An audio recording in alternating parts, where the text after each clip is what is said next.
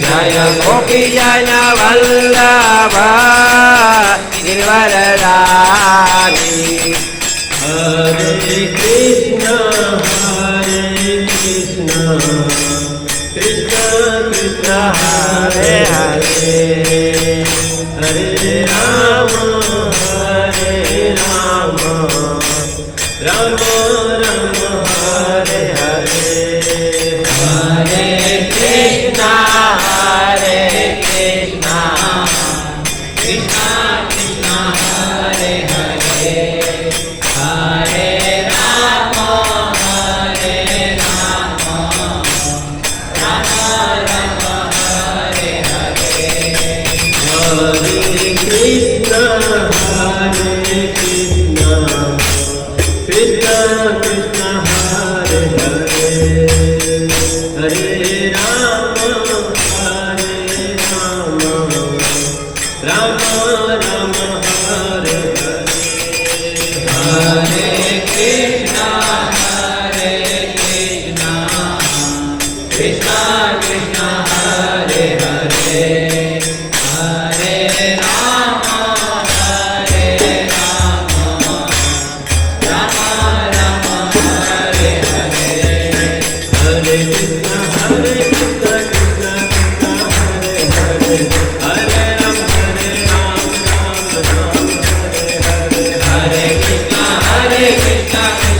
कृष्ण हरे हरे, हरे राम राम राम हरे हरे। हरे कृष्ण कृष्ण कृष्ण हरे हरे, हरे राम राम हरे कृष्ण कृष्ण कृष्ण हरे हरे, हरे राम राम राम हरे हरे। हरे कृष्ण कृष्ण कृष्ण हरे हरे, हरे राम हरे कृष्ण कृष्ण कृष्ण हरे हरे, हरे राम राम हरे हरे। हरे कृष्ण कृष्ण कृष्ण हरे हरे, हरे राम हरे कृष्ण कृष्ण कृष्ण हरे हरे, हरे राम हरे राधा गिरिधारी राधा गिरिधारी राधा गिरिधारी राधे। राधा गिरिधारी राधा गिरिधारी राधा गिरिधारी राधे। राधा माधव राधा माधव राधा माधव राधे। जय राधा माधव राधा माधव राधा माधव राधे। राधा श्याम सुंदर राधा श्याम सुंदर राधा श्याम सुंदर राधे। जय राधा श्याम सुंदर राधा श्याम सुंदर राधा श्याम सुंदर राधे। जय कृष्ण बलराम कृष्ण बलराम कृष्ण बलराम, जय कृष्ण बलराम। जय कृष्ण बलराम कृष्ण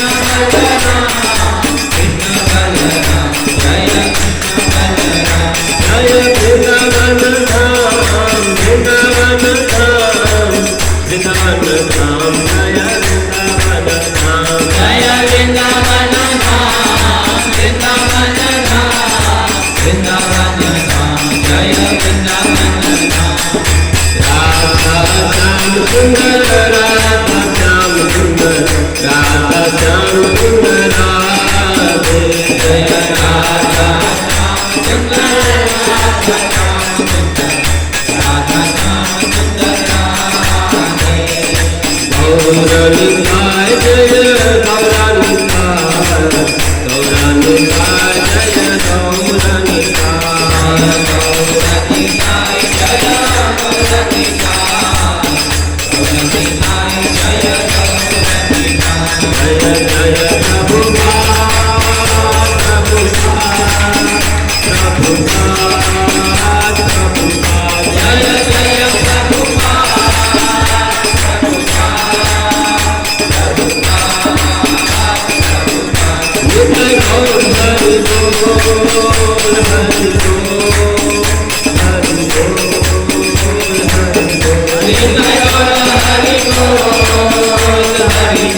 हरि बोल हरि बोल।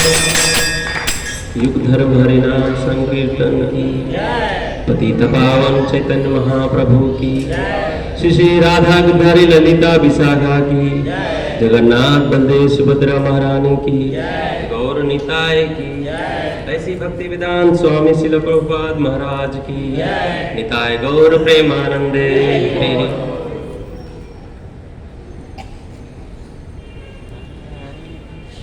ओम नमो भगवते वासुदेवाय। ओम नमो भगवते वासुदेवाय। ओम नमो भगवते वासुदेवाय।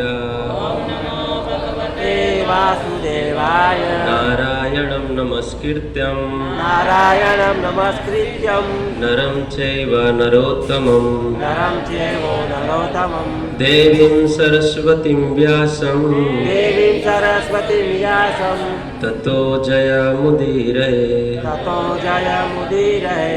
नष्टप्रायेषु भद्रेषु नष्टप्रायेषु भद्रेषु नित्यं भागवत सेवया। नित्यं भागवत सेवया।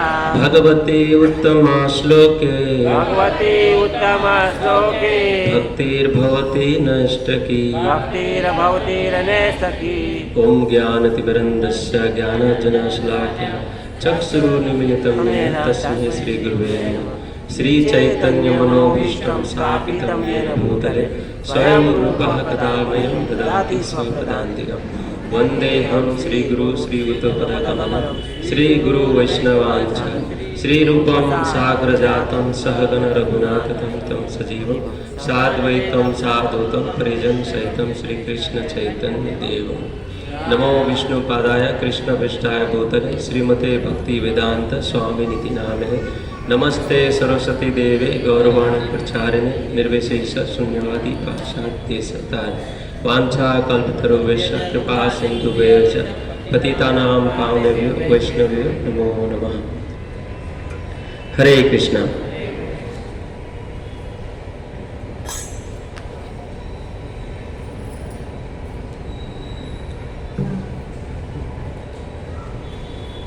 इस साप्ताहिक कार्यक्रम में आप लोग का स्वागत है।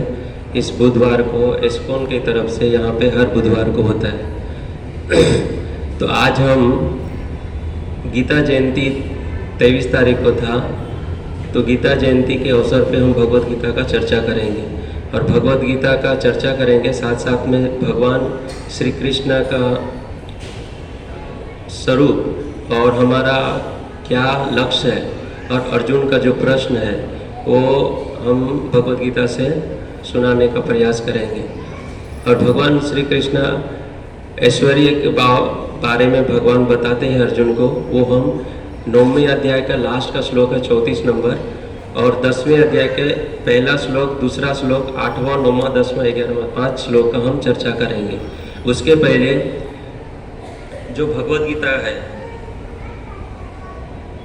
भगवत गीता जिसी तरह सब देवी देवता का प्रणाम मंत्र होता है, उसी तरह समझो भगवान का प्रणाम मंत्र है कृष्ण करुणा सिंधु दीनबंधु जगतपते गोपेश गोपीकांत राधा का नमस्ते। उसी तरह राधा रानी का भी प्रणाम मंत्र है, देवता देवी का भी प्रणाम मंत्र है, वैष्णव का प्रणाम मंत्र है। उसी तरह भगवत गीता का भी प्रणाम मंत्र है। तो उस भगवत गीता का प्रणाम मंत्र पहले हम लोग बोलेंगे, उसके बाद में भगवत गीता का चर्चा करेंगे।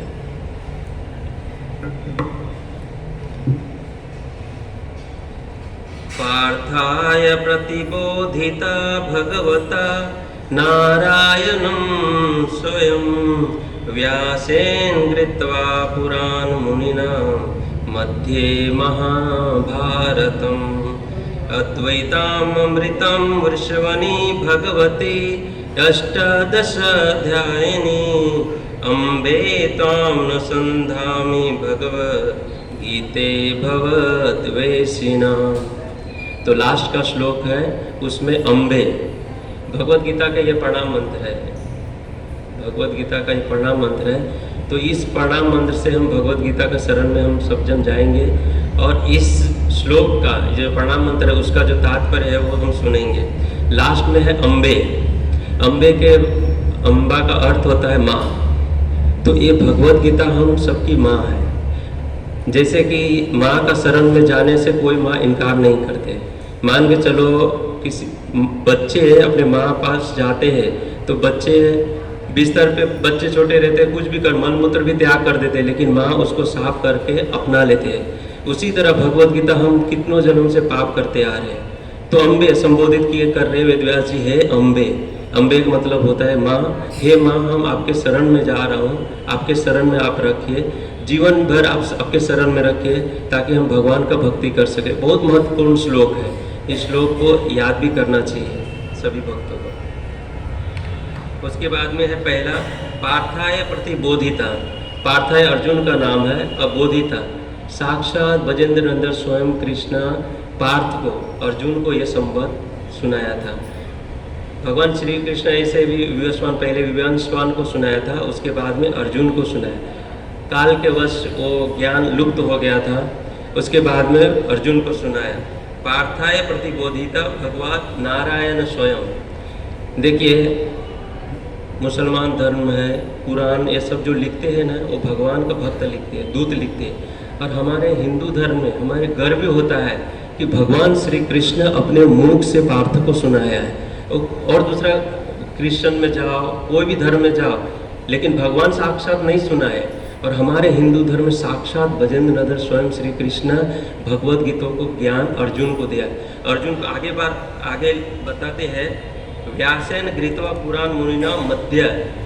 व्यास मुनि महाभारत का जो मध्य है, मध्य में से 18 अध्याय है, 18, वो 18 अध्याय अर्जुन को बताते हैं। व्यासेन गृहीत्वा पुराण मुनिना मध्य महाभारतम अद्वैतम।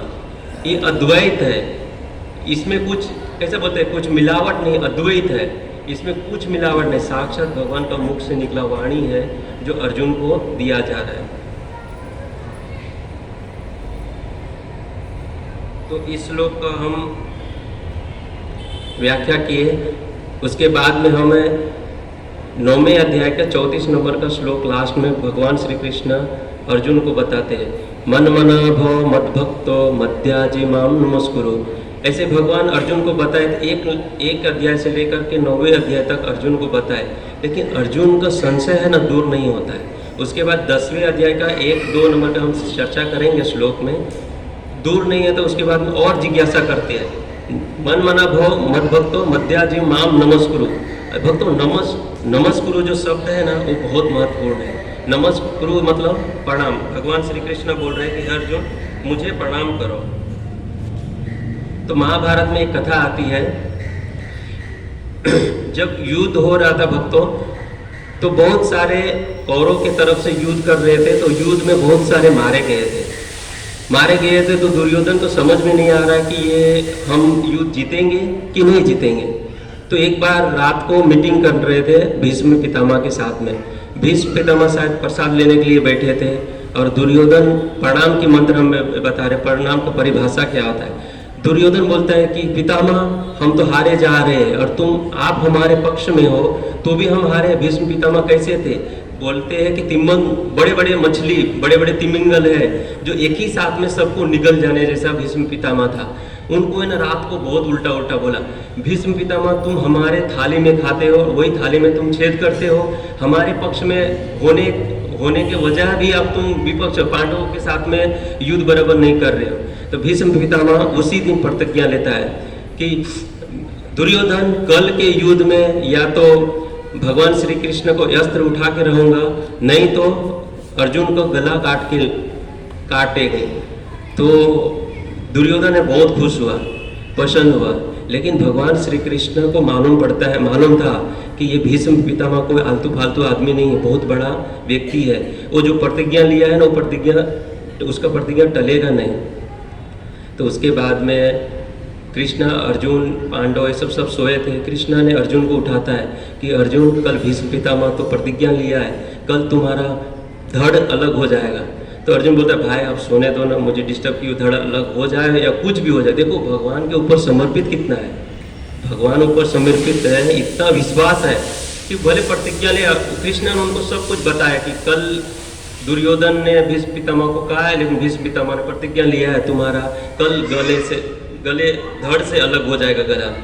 उसके बाद में वो पांडव नहीं उठते हैं तो भगवान श्री कृष्ण ना द्रौपदी को उठाते हैं, बोलते बहना उठो। तो क्या हो भैया, रात को क्या कि चलो मेरे साथ में।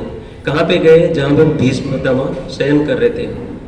भीष्म पितामह के महल में जाते, देखिए भगवान जब जा रहे थे ना तो द्रौपदी से इतना प्रेम करते थे। एक स्त्री से भगवान कितना प्रेम करते, इससे सीखना मिल चाहिए। एक स्त्री भगवान को कितना प्रेम करते हैं और भगवान भी इतना प्रेम में बस हो करके उनको नाम स्वयं कृष्णा, द्रौपदी का एक नाम था कृष्णा, उसको नाम कृष्णा ने खुद अपना नाम दिया था। तो द्रौपदी को उठाया कि चलिए। उसके बाद में चलते चलते ना आवाज़ आ रही थी, किसकी आवाज़? चंपल पहने थी। चलते चलते गए, रात को भीष्म पितामह के पास जाते हैं और भीष्म पितामह को प्रणाम करते हैं। तो भीष्म पितामह कहते हैं कि अभी इतनी रात को कौन आया है? तो द्रौपदी ने प्रणाम किया कि तथा तो सौभाग्यवती भवा, सौभाग्यवती तुम्हारा सौभाग्य हमेशा रहे, मतलब तुम्हारा पति है हमेशा जीवित रहे। तो भीष्म पितामह ने सोचने लगा कि इतनी रात को किसका काम होगा ये। तो भगवान स्वयं बाजू में खड़े थे कि कृष्ण का ही ये चाल होगा। तो कृष्ण पूछने, कल है ना तुम्हारा मैं प्रतिज्ञा तोड़ के रहूँगा। तो उसके दूसरे दिन में इतना घमासान युद्ध हो रहा था, इतना घमासान युद्ध हो रहा था भक्तों, उस कल्पना हम नहीं कर सकते। भीष्म पितामह ऐसे बाण मार रहा था अर्जुन को, ऐसे तीक्ष्ण बाण मार रहा था, किसी दिन अर्जुन को पसीना नहीं निकला था और उसी दिन भीष्म पितामह ने पसीना निकाल दिया। उसके बाद में जब भगवान श्री कृष्ण देख रहा है ऊपर, ऐसा देखा कि अरे अर्जुन को तो पसीना निकल रहा है, आज अर्जुन को क्या होएगा। कृष्ण ने अपना प्रतिज्ञा तोड़ दिया। उसी टाइम रथ के ऊपर से नीचे उतरता है भक्त, कूद, ऐसा कैसे क्या बोलते हैं, खुद ही उड़ जाता है, कूद का मारते हैं। और भगवान ने ना टूटेला एक रथ का पहिया था और भगवान ने प्रतिज्ञा लिया था कि मैं अस्त्र शस्त्र नहीं था, भगवान इसे अस्त्र नहीं उठाते, हाथ से किसी को मार देते हैं, किसी को स्तनपान करके मार देते। भगवान की इतनी शक्ति है। आगे शक्ति के बारे में भी बताएंगे। जो अर्जुन का मन में ये हो रहा था, भ्रम हो रहा था कि ये भगवान साक्षात है कि नहीं है कि नहीं है। वास्तव में ये सब ज्ञान है हमारे अर्जुन को तो मालूम ही था साक्षात कृष्ण बजेंद्र स्वयं भगवान ही है। उसके बाद में जब भीष्म पितामह इतना बांध, एक बांध ऐसा त्याग कर रहा था कि बस धड़ से अलग ही हो जाता। उसके बाद में कृष्ण ने देखा, कृष्ण ने उतरा, फिर बाद में रथ का पहिया पड़ा था भक्तों, और वो रथ का पहिया लेकर के भगवान भीष्म पितामह को मारने को है। तो ये श्लोक से हमें समझना है कि भाई कि भगवान श्री कृष्ण अपने भक्तों को कैसे हेल्प करते हैं। उसके बाद में अध्याय 10 पहला नंबर श्लोक है, वो पढ़ेंगे, उसके बाद में व्याख्या हम करें। भूयैव महाबाहो शृणुं मे परमं वचा यत्ते यहं पर्यानामानय वक्ष्यामि हि तकामया। श्री भगवान वाचा, पहले क्या है? श्री भगवान वाचा, भगवान स्वयं श्री साक्षात बजेंद्र स्वयं कृष्ण साक्षात भगवान है।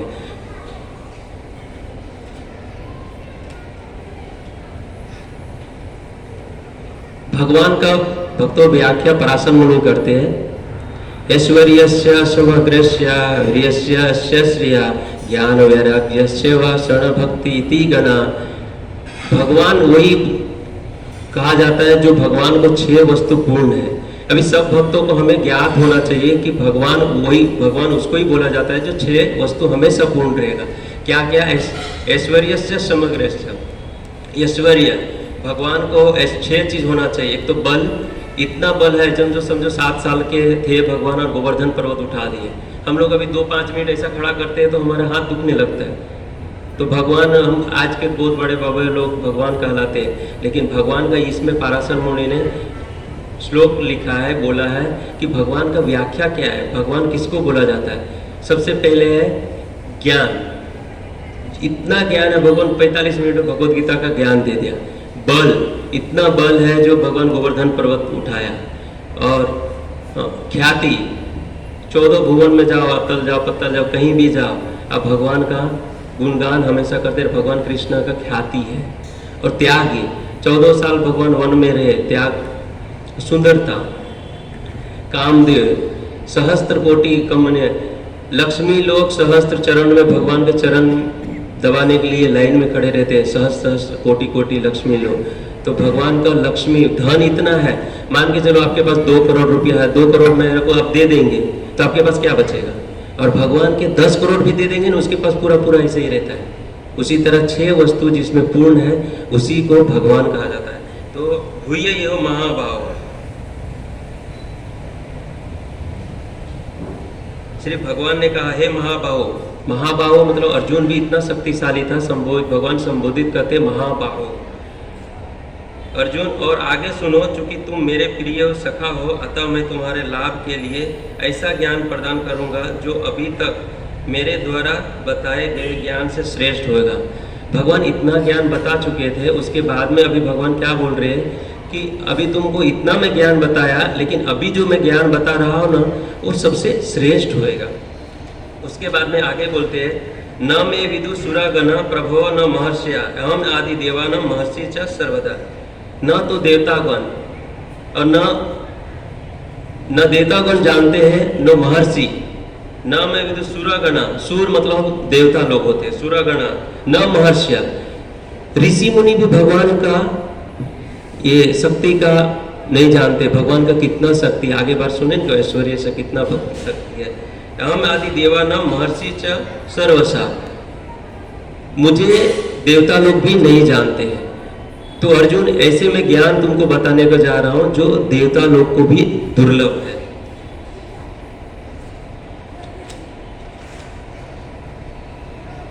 उसके बाद ये भगवत गीता का भगवत गीता का चतुर अध्याय बोला जाता है, चतुर स्कंद। तो चौथे भगवत गीता का 8वें अध्याय में भगवान बोलते हैं यहम सर्वस्य प्रभु मत्ता सर्व प्रवर्तते इति मतवा भजन्ते माम बुद्धाभा संयुक्ता। यहम सर्वस्य प्रभु, हे अर्जुन मैं सबका ईश्वर हूँ, मैं ही सबका पालन पोषण करने वाला हूँ। यहम सर्वस्य प्रभु मत्ता सर्व प्रवर्तते इति मतवा भजन्ते माम बुद्धा मां संयुक्ता। मैं समस्त आध्यात्मिक तथा भौतिक जगतों का कारण हूँ। भगवान अर्जुन को क्या बोलते हैं कि भौतिक आध्यात्मिक का कारण मैं ही हूँ। यहम सर्वस्य प्रभु मत्ता सर्व प्रवर्तते,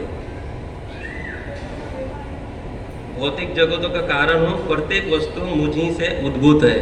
अर्जुन को बताते हैं सब कुछ जो ये पृथ्वी जल अग्नि वायु आकाश ये सब कुछ है ना, भगवान श्री कृष्ण बोलते हैं ये मेरे से ही अद्भुत है।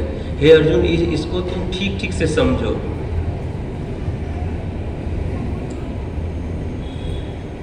मेरी प्रेमा भक्ति में लगते हैं तथा हृदय से पूरी तरह मेरी पूजा करते हैं। भक्तों भगवान बोल रहे हैं कि मेरे ही सब कुछ ये शक्ति है। अच्छा हम 2-3 जन को बोले थे कि आप आइए भगवत गीता में, आज प्रोग्राम है या बुधवार सत्संग होता है।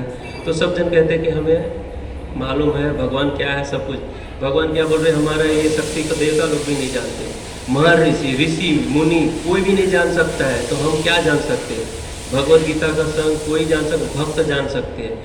आगे श्लोक आएगा उसमें हम व्याख्या करेंगे। एक ये घटना से हम समझेंगे कि एक गांव था, उस गांव में मीटिंग किया कि यहाँ पे सत्संग होना चाहिए, मतलब कथा होना चाहिए। जैसे कि हम अपने बिल्डिंग में ही बहुत जन को बोले थे कि आप यहाँ पे बुधवार प्रोग्राम होता है आइए, वो बोलते हमें मुझे मालूम है सब कुछ ज्ञान है। तो उस गांव में सब पंडाल बनाए, कथा रखने के लिए पंडाल बनाए, और एक बहुत विद्वान पंडित था, भक्त था भगवान को। वो लोग सोचे कि हम भक्त से बुलाएंगे और हम कथा करवाएंगे।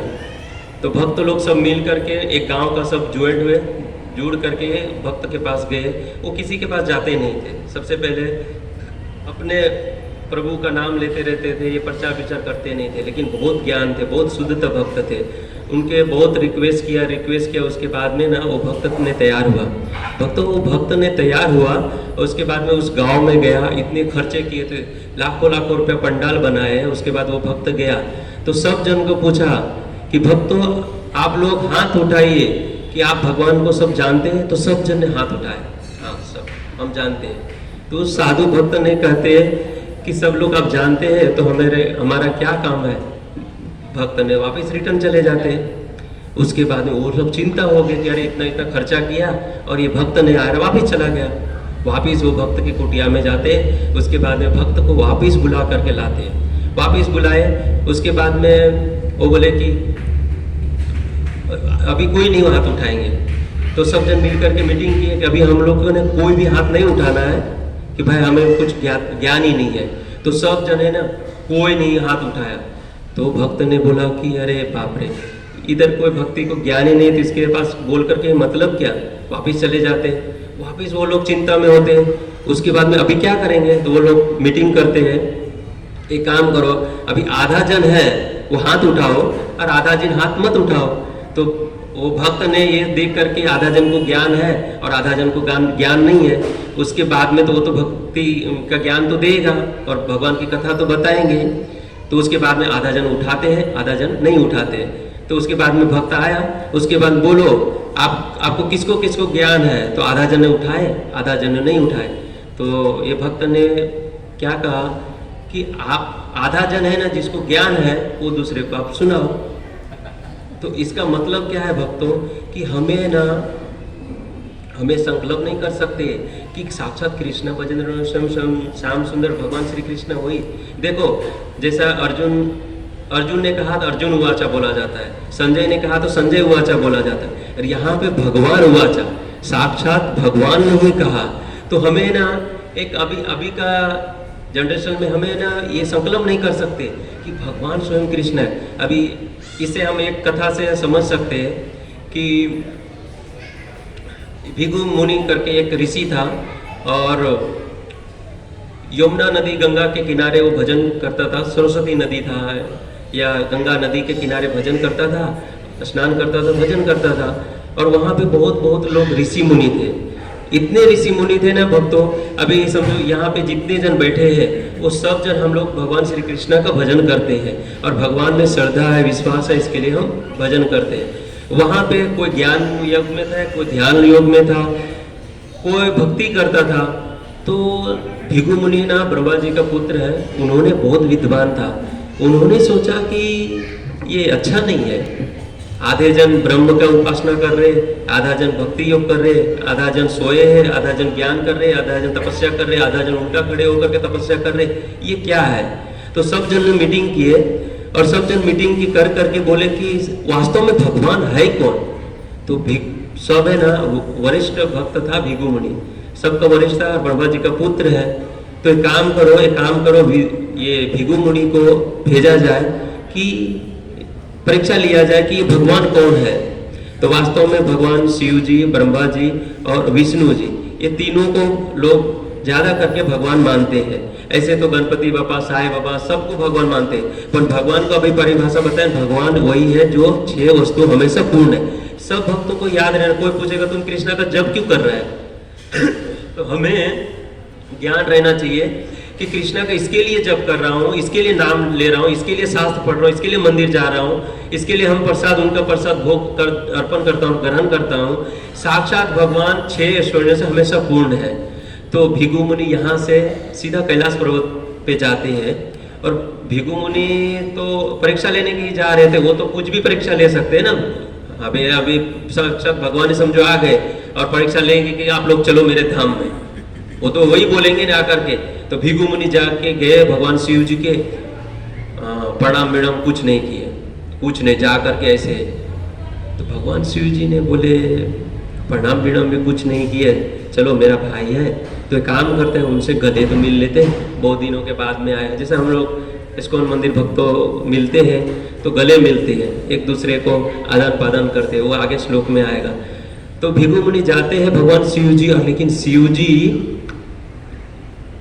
जी को इतना ये क्रोधित होकर के बोलते हैं, चल हट पिशाच, कहीं का पिशाच जो तुम मूड मर्ड पहन के रखता है और राख लगाता है, शमशान घाट में जाकर के राख लगाता है, चल तुम सट मेरे साथ में बात भी मत करो, गले लगाने के दूर की बात है, चल हटो। अरे बाप रे, त्रिशूल लेकर भगवान शिव जी त्रिशूल लेकर के भागे, बोलते आज तुम्हारा ना गला ही काट दूंगा। पीछे पीछे पार्वती देवी बोलते प्रभु आपका ही भाई है, आप क्यों मार देंगे, पूरा संसार में फैले कर भगवान शिव जी ने उनको गला काट दिया था, वध कर दिया था, वो तो मिलने को आया था ना। अरे चलो मेहमान घर पे आए, कुछ नहीं लाया तो भी उसका स्वागत करना चाहिए। भिगु मुनि ने सोच लिया ये क्रोध हो रहा है तो कैसा का भगवान, ये भगवान नहीं हो सकता है। इसमें बहुत बड़ा ज्ञान। उसके बाद वहाँ से कैलाश पर्वत से निकल गए अपने पिताजी के घर पे। कहाँ पे? ब्रह्मलोक, जहाँ पे ब्रह्मा जी रहते हैं। तो ब्रह्मा जी के पास गए, वहाँ पे सभा चल रही थी, भगवान की कथा चल रही थी। ये जा कर के सीधा खड़ा हो गया, ऐसा सीधा जा कर के खड़ा हो गया। हमेशा जाता था भक्तों और अपनी पिताजी और माँ को प्रणाम करता था, ब्रह्मा जी को प्रणाम करता था, सष्टाठ दंडवत। ये बार तो परीक्षा लेना है तो प्रणाम विणाम कुछ नहीं किया, जा करके सीधा खड़ा हो गया। ब्रह्मा जी के क्रोध हो गया, फूल क्रोध में आ गया। अरे ये मेरा बेटा निकम्मा कैसा निकल गया, इससे हमें क्या सीखना चाहिए? हमें भी अपने माँ बाप को प्रणाम करना चाहिए, वैष्णव को प्रणाम करना चाहिए। प्रणाम से देखो, द्रौपदी को प्रणाम से युद्ध में पांडवों के साथ में विजय का प्राप्ति हुआ। उसी तरह ब्रह्मा जी को प्रणाम नहीं किया तो ब्रह्मा जी बहुत कोपित हुआ, बहुत गुस्सा किया। तो भृगु जी ने सोच लिया ये गुस्सा कर रहा है और इतना क्रोधित है, ये भी भगवान नहीं हो सकता है। तो भृगु जी वहाँ से सीधा वैकुंठ चले गए, जहाँ पे भगवान विष्णु शयन सो रहे थे, आराम कर रहे थे। भक्तों, गुरु महाराज जी कहते हैं भृगु जी गए, उसके बाद में भगवान शयन सोए थे। भृगु जी उनके छाती पे इतना जोर से मारा, आप कल्पना, कोई भी हम सोए रहेंगे इतना जोर से मारेगा तो कैसा हालत होएगा। लेकिन भगवान विष्णु जी कहते हैं कि हे भक्त, मुझे ज्ञात नहीं था, भगवान को सब कुछ मालूम था कि ये क्या कर रहा है नहीं कर रहा है, लेकिन इस भगवान क्या बोलते हैं, मुझे ज्ञात नहीं था, नहीं तो मैं उठ करके आपका स्वागत किया रहता। भगवान उसी दिन उनका चरण, जो भृगु जी का चरण चिन्ह है, वो अभी भी धारण करके रखते हैं। भगवान अपने वक्षस्थल पे लक्ष्मी जी का धारण करते हैं और भगवान अपना वक्षस्थल पे ये भृगु जी का चरण धारण करते हैं। तो हमारे भगवान प्रभु कितने दयालु हैं, यदि उसके शरण में हम गए तो क्या नहीं देंगे। उनको मारते, उनको गाली भी दिए, वो भी उनको, अभी पूतना ने विष पान करने के लिए गई थी और उसको गति माता बना दिया। तो भृगु जी वहाँ से निकले। बहुत बड़ा कथा है भक्तों, इसमें शॉर्ट में बता रहा हूँ। भृगु जी को सेवा किए, चरण दबाए, चरण धोए और लक्ष्मी जी पानी ला करके देते, भगवान चरण दबाए, उनको चरण का स्पर्श किए कि भृगु जी मुझे मालूम नहीं था, उठ करके आपका मैं स्वागत किया रहता। फिर वहाँ से आके सरस्वती नदी के किनारे आते, बोलते मैं पहचान लिया भगवान कौन है। तो वहाँ पे आकर के सब देवता, जब सब ऋषि मुनि थे, सब ऋषि मुनि के बोले कि हम सबसे पहले सब व्याख्यान बताएं। पहले हम अपने भाई के पास गए थे, भगवान शिव जी के पास गए, उसके बाद वहाँ से ब्रह्मा जी के पास गए, सब जैसा जैसा हुआ वैसा वैसा बताए। 88,000 ऋषि, उससे भी ज़्यादा थे, उतने ऋषि सब जन मिलकर के बोले कि हम साक्षात भजन स्वयं श्याम सुंदर कृष्ण का ही भजन करेंगे। हमें यहाँ से एक शब्द, ये शब्द से हमें ये सीखना चाहिए कि जीवन कुछ भी हो जाए, जीवन फना हो जाए, कुछ भी हो जाए, लेकिन हमें हरि नाम नहीं छोड़ना है, हमें भक्तों को संग नहीं छोड़ना है। ऐसे प्रभु कौन दयालु है। और उसी तरह एक कथा, एक राजा आता है, अपने प्रजे लोग भी बहुत अलग अलग तरह के भजन भक्ति में लगे रहते हैं, कोई ज्ञान में, कोई भक्ति मार्ग में, कोई कुछ में। तो राजा ने निकला कि वास्तव में भगवान कौन है। तो राजा भी वैसे मंदिर में, अलग अलग मंदिर में गए, तो अलग अलग मंदिर में गणपति जी का मंदिर में गए, तो गणपति जी बैठे। हम निंदा नहीं कर रहे, गणपति जी को भी प्रणाम करना चाहिए, जैसे मैं आकर के प्रणाम किया।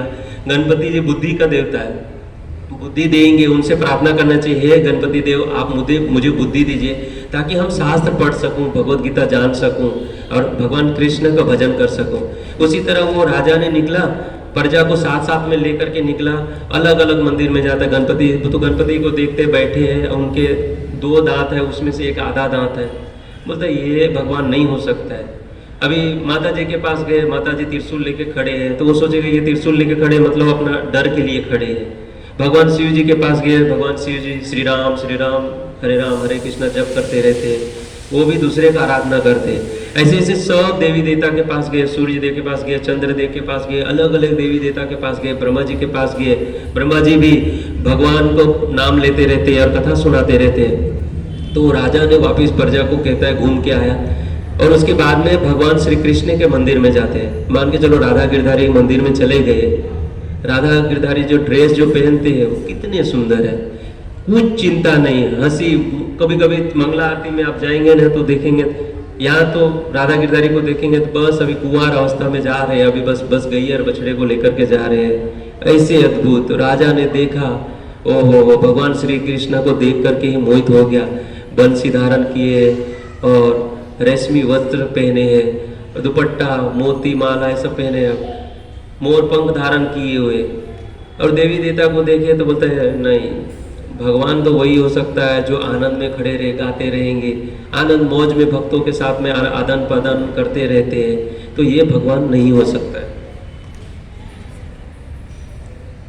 तो राजा ने आया प्रजा को ऐसे ही बोला कि भक्तों हम लोग सब जगह गए लेकिन देखे भगवान श्याम सुंदर के जैसा कोई नहीं है, संसार में कोई है ही नहीं, सब सुंदर है, कोई नहीं है। भगवान के भक्ति करने गए तो कृष्ण की भजन करना चाहिए जो श्याम सुंदर है। उसके बाद आगे श्लोक में कहते हैं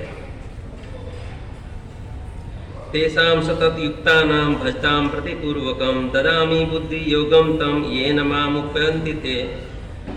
जो प्रेम पूर्वक भजन करते हैं, जैसे हम अब भगवान का भजन करते हैं तो भगवान का नाम जप करते हैं तो भगवान बुद्धि देते हैं। प्रभुपाद जी तात्पर्य में लिखते हैं जो प्रेम पूर्वक मेरी सेवा करने में निरंतर लगे रहते हैं उन्हें मैं ज्ञान प्रदान करता हूँ जिसके द्वारा वे मुझ तक आ सके। भगवान स्वयं बोलते हैं, हे अर्जुन, जो ये तुमको दिव्य ज्ञान बता रहा हूँ, इस तुम दिव्य ज्ञान का पालन करेगा और दूसरे को ज्ञान देगा तो उसके बाद में तुम मेरा स्मरण करेगा तो ऐसा मैं बुद्धि दूंगा। यहाँ पे भजताम का मतलब है भक्ति करने वालों। अच्छा, बुद्धि योगम का मतलब है बुद्धि योग, मतलब बुद्धि होना चाहिए, लेकिन यहाँ असली बुद्धि तो देखो ये श्लोक से हमें समझना चाहिए बुद्धि सबके पास है, कुत्ते के पास है, बिल्ली के पास है, सबके पास है, गायों के पास है। अभी तो एक यूट्यूब में या नहीं व्हाट्सएप में आया था, एक गाय ऐसी है जो मंदिर डेली जाती है, उनको भगवान कितनी बुद्धि दी है। असली बुद्धि किसको कहा जाता है? असली बुद्धि जो हरिनाम जप करता है, जो भक्तों को सेवा करता है, जो भगवत गीता पढ़ता है। अभी गीता मैराथन जो भगवत गीता का वितरण करता है, अर्जुन को वही बता रहे हैं ना कि जो ज्ञान ये दिव्य ज्ञान है उसको मैं असली बुद्धि देता हूँ, जो असली बुद्धि प्राप्त करके वैकुंठ आ सकता है। लास्ट में जो अंत काले च मामेव स्मरण मुक्ता कलेवरम यम प्राप्ति समद्भवति न तो संशय, ये जो भौतिक बुद्धि है ना भक्तों, वो बुद्धि काम नहीं करेगा अंत काले में कौन काम करेगा? अरे क्या मालूम किधर अपना मृत्यु हो जाएगा, हॉस्पिटल में होएगा कि कहाँ होएगा। तो भगवान बोलते हैं अंतकाले च महामेव स्मरण मुक्ता, स्मरण नहीं भी होएगा तो मैं ऐसा बुद्धि दूंगा कि उस टाइम स्मरण हो भी जाएगा। ये बहुत अच्छा श्लोक का तात्पर्य है। असली बुद्धि किसको कहा जाता है? भोक्ताराम यक्तपसाम सर्वलोको महेश्वरम सुयदम सर्वभूतानां ज्ञात्वा मां शांति मृच्छति। भोक्ताराम, भगवान ही भोग्य है, भगवान को भोग लगाना चाहिए। और उसके बाद में 11वें श्लोक में भगवान श्री कृष्ण क्या बोलते हैं?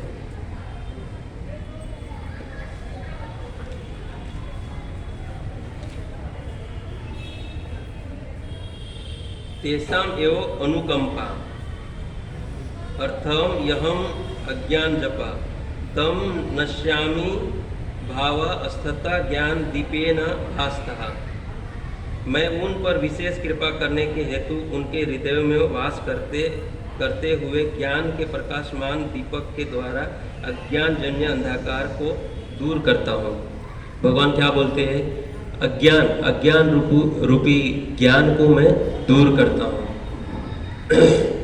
एक बार प्रभुपाद जी ने ऑस्ट्रेलिया में एक चर्च में थे और चर्च में सब शिष्यों के साथ में लेक्चर दे रहे थे। तो लेक्चर देते देते जो चर्च में रहता है ना, उन्होंने चर्च में देखा तो अपने प्रभुपाद जी भक्तों से पूछते हैं कि प्रभुपाद जी ये कौन है? जीसस क्राइस्ट कुछ थे। वो बताए कि वो जो हमेशा वो मंदिर में आते जाते थे, उन्होंने बताया कि इसका उद्देश्य था कि सबको अपने भाई समझना, सबको माता पिता सबको, मतलब जो इसमें अभी नीलवरण प्रभु है, आप लोग हैं, मित्र समझना चाहिए, एक भाव रखना चाहिए। प्रभुपाद जी ने उनको ये बात सुन करके रोने लगे कि प्रभुपाद जी रोते रोते कहा कि वास्तव में भगवान का भक्त था, तो भगवान का भक्तों को क्या स्वरूप होना चाहिए? एक दूसरे को ये नहीं समझना चाहिए काला है, ये गोरा है, ये वो है, ये फलाना है, ये भटकना है। समभाव रखना चाहिए। प्रभुपाद जी ने रोते रोते कि इसे अपने शिष्यों को बोले कि इससे हमें सीख लेना चाहिए कि सम भावना रखना चाहिए। कोई भी कोई रूप में है, लेकिन कौन कितना भगवान से प्रेम करता है वो हम कैसे जानेंगे।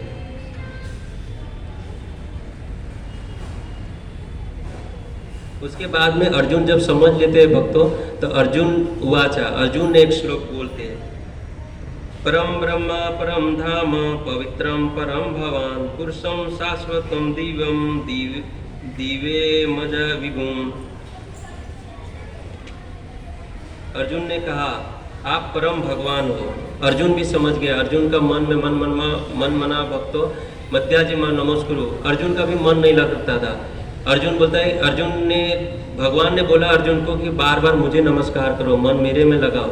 लेकिन अर्जुन क्या बोलता है कि कृष्ण मेरा मन बस में नहीं है, हमारा भी मन में नहीं। हमें भी बहुत भक्तों को ऐसा, गुरु महाराज जी को हम प्रश्न करते हैं कि गुरु महाराज जी हम क्या करें, हमारा मन नहीं लगता है, भक्ति में नहीं लगता है। तो भगवान ने अभी यहाँ पे अर्जुन ने क्या सब समझ गए, 3 श्लोक में 4 श्लोक में सब समझ गए। उसके बाद में बोलते हैं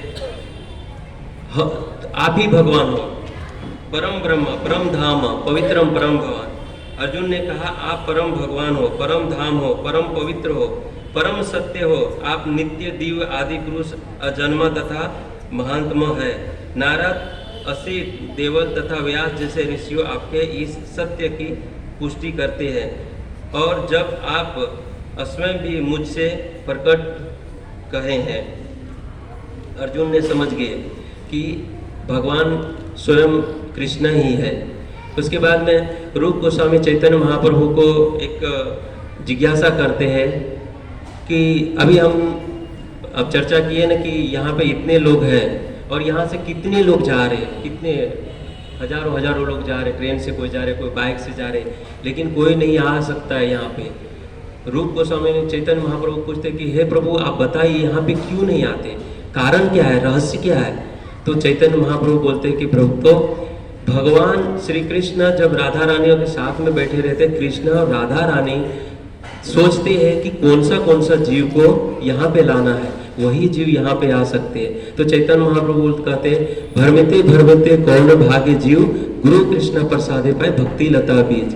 कितने भ्रमण 84 लाख प्रकार के योनियों में जाते जाते भ्रमण करते करते करते हमें भक्ति लता बीज प्राप्त हुआ है। तो इस बीज का हमें भक्तों के संग में आना चाहिए और भगवान का भक्ति करना चाहिए। ये चैतन्य महाप्रभु रूप गोस्वामी को बताते हैं। फिर चैतन्य महाप्रभु कहते हैं माया मुक्त जीवेर नहीं सोता कृष्ण ज्ञान, जीवेर कृपा केला कृष्ण वेद प्राण। माया मुक्त जीवन ने सोता कृष्ण, माया में भ्रमित है, हमारे मन माया में लगा हुआ है। उसके बाद हम कृष्ण का वेद ज्ञान कैसे, माया मुक्त जीवन ने सोता कृष्ण ज्ञान। सोता मतलब अपने आप ज्ञान नहीं होएगा, ज्ञान के लिए किसी गुरु के पास जाना चाहिए और गुरु से प्रार्थना करना चाहिए, गुरु के शरण में रहना चाहिए और गुरु से जिज्ञासा करना चाहिए कि हम भगवान श्री कृष्ण को कैसे जाने। और अर्जुन ने गुरु जब भगवान को अर्जुन को कितने भी मित्र था, कृष्ण ने बताया कि तुम मित्र है इसके लिए मैं तुमको ज्ञान दे रहा हूँ, लेकिन मित्र रहते हुए भी अर्जुन ने भगवान को गुरु बनाया। करेश्य वचन तवा, भगवान को बोलते हैं कि हे कृष्ण आप जो भी बोलेंगे मैं ठीक से पालन करूंगा। तब भगवान ने जाकर के ज्ञान दिया। उसी तरह भ्रमिते भ्रमिते कौन भागे जीव गुरु कृष्ण प्रसादे पाए भक्ति लता बीज। गुरु की कृपा से, भगवान की कृपा से भक्ति लता बीज हमें प्राप्त हो गया। उसके बाद में बोलते अभी सब कुछ प्राप्त हो गया तो क्या करना चाहिए। तो मत चिता मत गत प्राण, भगवान बोलते मत चिता मत गत प्राण बोधंत परस्परा कथयन्ते माम नित्यं तुष्यन्ति च रमन्ति च। मत चिता मत गत प्राण बोधयन्ति परस्परा, भक्तों मिलते हैं और उसके बाद भगवान की चर्चा करते हैं। उसके बाद क्या होएगा, भगवान जब श्लोक बोलते हैं अर्जुन को समझाया, उसके बाद तुमको क्या करना है, मत चित्ता मेरे बारे में चिंतन करो, मत गत प्राणा बोधयन्ति परस्परा, आप कुछ दूसरे को बताओ और दूसरे से आप सुनो। बोधयन्त परस्पर कथयन्ति माम नित्यं तुष्यन्ति च रमन्ति, उसमें ही भक्तों लोग सब रमन करते हैं। इससे हम एक छोटी सी कथा बताना चाहता हूँ भक्तों कि गुजरात का नरसिंह मेहता था, वो हमेशा अपने भक्ति में तल्लीन रहता था, हमेशा भक्ति करते रहता था, लेकिन वो गृहस्थ था। हमारे जैसा काम धंधा नहीं करता था, वो पूर्ण विश्वास था भगवान के ऊपर। तो एक दिन की बात है, नरसिंह मेहता, उनकी 2-3 पुत्र थे और एक पुत्री थी, जो लड़की थी वो सयाने हो गई थी, उनको विवाह करना था। तो इनके पास तो कुछ पैसा नहीं था, लेकिन पत्नी जी बोलती कि हे पतिदेव, हमारे पास कुछ पैसा विसा नहीं है, तो एक काम करो, आप जाओ गांव में जा करके भिक्षा मांगो, उसमें से कुछ धन आएगा तो हम अपनी पुत्री को अच्छे घर में विवाह करा दूंगी। तो पत्नी बार बार कहने से नरसिंह मेहता बाहर निकल जाते हैं। जाते जाते एक गांव में गए। उस गांव में 7 दिन का कथा रखी गई थी। उस गांव में, ये कौन से श्लोक पे बात कर रहा हूँ, मत चिता मत गत प्राण। उस गांव में जाकर के भक्तों, नरसिंह मेहता ने कथा में बैठ गया। कथा चल रही, 7 दिन की कथा थी और उनका लड़की का विवाह 3 तारीख को नक्की किया गया था कि 3 तारीख को सगाई, सब कुछ ठीक हो गया और हमारे पास तो पैसा नहीं है, विवाह कैसे करेंगे। उनके बाद में बहुत रिक्वेस्ट किया तो नरसिंह मेहता, ये सच्ची घटना है, ये सत्य कथा है, नरसिंह मेहता निकल गए और जा करके गांव में जाते जाते एक जगह पे कथा हो रहा था। अभी समझो यहाँ पे कथा हो रही है और कोई जाते जाते कोई काम से निकला और यहाँ पे बैठ जाए तो 1-2 घंटा तो उसका चला जाएगा। उसी तरह कथा में 1 दिन, 2 दिन, 3 दिन, 4 दिन, ऐसा करके 7 दिन हो गया। ये तो कथा में रमन कर रहा है, लेकिन भगवान श्री कृष्ण अपने भक्तों को कभी नहीं सोचते कि हम, हमारे भक्तों का लड़की का विवाह हो या कुछ भी हो, उनके भगवान, यदि हम भगवान ऊपर दृढ़ संकल्प से विश्वास करेंगे ना तो भगवान सब इच्छा पूर्ण करते हैं। पर एक विश्वास होना चाहिए, उत्साह होना चाहिए, विश्वास होना चाहिए, दृढ़ संकल्प होना चाहिए। तो भगवान श्री कृष्ण ने सोचा कि ये तो हमारे कथा में रमन कर रहे हैं, उसके बाद इसकी लड़की का जो विवाह है तो अभी क्या होएगा। तो भगवान श्री कृष्ण ने एक छोटा सा सुंदर कुंवारा, छोटा सा कुछ 14-15 साल का रूप बनाते हैं भक्त, एक रूप बनाए और उसमें सोना चांदी हीरे जेवर पैसा सब कुछ लेकर के गए, उनके घर पे गए और उसके बाद में उनको पत्नी को दे देते। वो पत्नी को दे दिए और बोले कि ये गोसाई ने भेजा है, गोसाई मतलब नरसिंह मेहता ने भेजा है, आप ले लो। वो ले लिए। उसके बाद उस धन से उनका बहुत धूमधाम से शादी किया। उस गांव में ऐसा कोई शादी नहीं किया था, सबको खिलाया, भक्तों तो सबको खिलाया, बहुत सारे ऋषि मुनि आए, खाए, आनंद से उनका विवाह भी हो गया, सब कुछ हो गया। ये महाशय कथा में थे नरसिंह मेहता। कथा में जब 7 दिन पूरा हुआ तो ज्ञात हुआ, कोई भक्त भी ऐसे होते हैं कि वृंदावन जाते हैं तो सब कुछ भूल जाते हैं, वृंदावन में ही अपना घर द्वार धंधा पानी भूल जाते हैं, क्योंकि भगवान की ऐसी अद्भुत। आप लोग वृंदावन जाएंगे ना तो कभी सोचेंगे नहीं कि मैं वृंदावन से बाहर चले जाऊं। वृंदावन ऐसे जगह है कि वहाँ ना चाहते हुए भी भक्ति हो जाता है, क्योंकि वहाँ राधा रानी का कृपा है, राधा रानी का धाम है। तो ये नरसिंह मेहता सोचे करे अब तो क्या होएगा, अभी हमारे लड़की का विवाह था, 3 तारीख का विवाह था, अभी होएगा क्या, हमारे गांव में हमारा नाम कितना खराब होएगा, हमारे लड़की का विवाह है और हम इधर कथा में है। और बहुत चिंतित थे, बहुत चिंतित, भागते भागते गए, पूरा पसीना निकल रहा था। जाते जाते देखा तो लड़की थी नहीं घर पे। तो पूछा कि वो लड़की कहाँ है, मतलब 3 तारीख तो शादी था, उनका शादी तो हो गया। बोलते अरे हम तो कथा में बैठे थे, हम पैसा वैसा कुछ भेजे नहीं, शादी कैसे हो, पैसा तो था नहीं। तो उनकी पत्नी देव बताती है कि एक 13-14 साल का लड़का था, बहुत सुंदर था, और उसने धन दौलत ये हीरे जेवरी सब लेकर के आया था। और गांव वाले भी मजाक कर रहे थे कि नरसिंह मेहता तुम इतना धन आया किधर से, हम लोग कभी इतना, हमारे पास इतना धन है, इतना सब नौकरी चाकरी सब कुछ है, लेकिन हम अपनी लड़की को ऐसा विवाह नहीं कर पाए अभी तक, तो ये तुम्हारा लड़की को ऐसा शादी कैसे किया।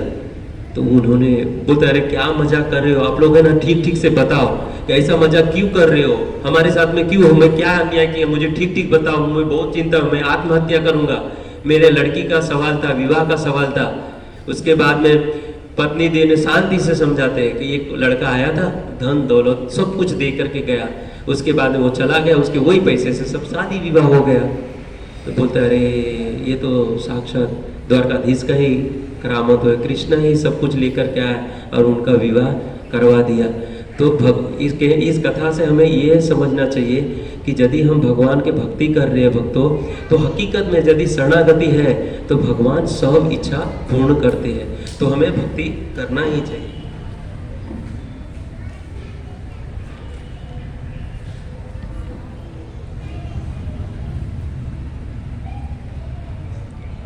अच्छा, भगवत गीता में 5 वस्तु का वर्णन था, ईश्वर, जीव, प्रकृति, काल और कर्म। और जो हम श्लोक बताए, ईश्वर मतलब साक्षात भगवान, प्रकृति माया देश ने प्रकृति सुयता चराचर हेतु नाम कौनते जगत परिवर्तते। भगवान श्री कृष्ण बोलते हैं ये माया मेरा इशारा से प्रकृति के एक दूसरा भी अर्थ होता है, ये जो 5 तत्व है ना, जल, पृथ्वी, अग्नि, वायु, आकाश। पृथ्वी, जल, अग्नि, वायु, आकाश, ये 5 वस्तु से शरीर बना है।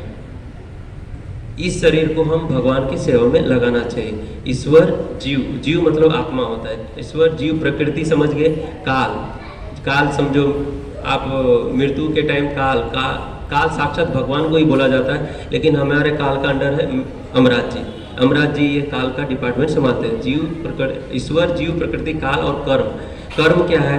जो चीज़ हम करते हैं, जैसा काम धंधा करते हैं, कुछ भी करते हैं तो कर्म बंधन लगता है।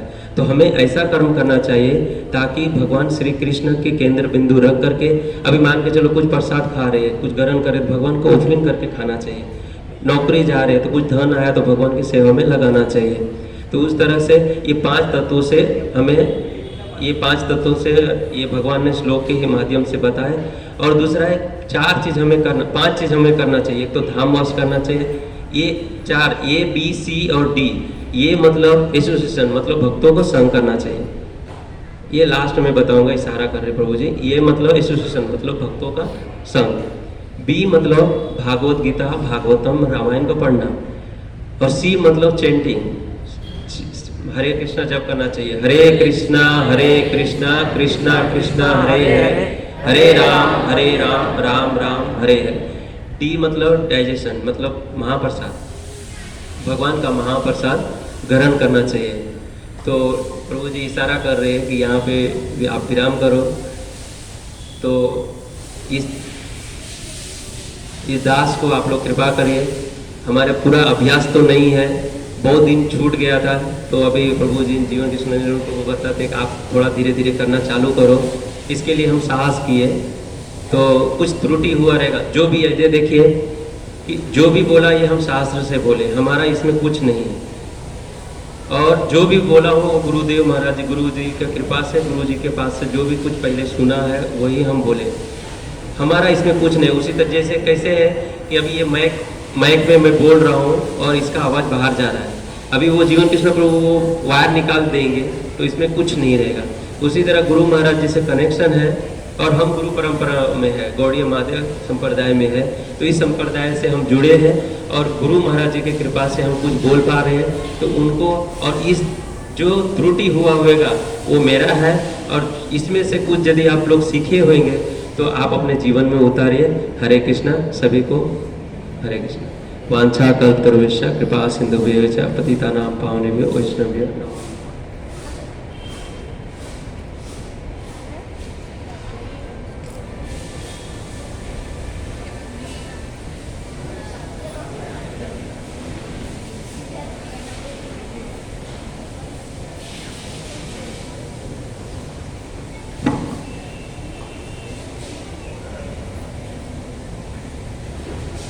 हरे कृष्णा कृष्णा कृष्णा हरे हरे, हरे राम राम राम हरे हरे। देखिए प्रभु जी का नाम है धनंजय प्रभु, और धनंजय प्रभु बहुत ही सुंदर तरीके से भगवत गीता वितरण करते हैं। हमारे काउंसिल ग्रुप के अंदर सबसे ज़्यादा भगवत गीता में यदि नंबर 1 आते हैं तो वो प्रभु जी हैं, और बहुत ही सुंदर तरीके से उन्होंने प्रयास किया कि हम सब भक्तों के सामने भगवत गीता को समझाने के लिए। देखिए प्रभु जी जब भी बोल रहे थे, अरे बोल ध्यान से सुनिए, कोई भी डिस्टर्ब ना करें, क्योंकि हम जो बोल रहे हैं वो कोई साधारण वाक्य नहीं है। यहाँ पे प्रभु जी ने जो भी श्लोक उच्चारण किया साक्षात भगवान के मुखारविंद से निकले हुए शब्द हैं। तो इसके लिए हमको समझना चाहिए कि यहाँ पे जो भी कुछ प्रभु जी बोल रहे हैं, एक एक शब्द के अंदर क्या है, भगवान का मतलब स्मरण होना चाहिए। जैसे प्रभु जी ने बोला कि 90 अध्याय का 34 नंबर का श्लोक है ना, उसमें कहते हैं मन मना भव मद भक्तो मध्याजिमाम नमस्करुम मामे वैश्यसी युक्तेवम एवात्मा मद परायणा।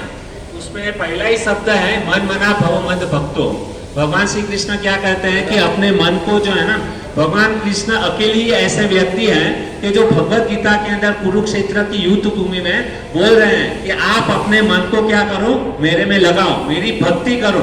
33 कोटि देवी देवता है, उसमें से एक भी देवता ने अभी तक शास्त्र के अंदर ऐसा कभी भी नहीं बोला कि आप मेरी शरण में आओ, मेरा भक्त बनो, है ना।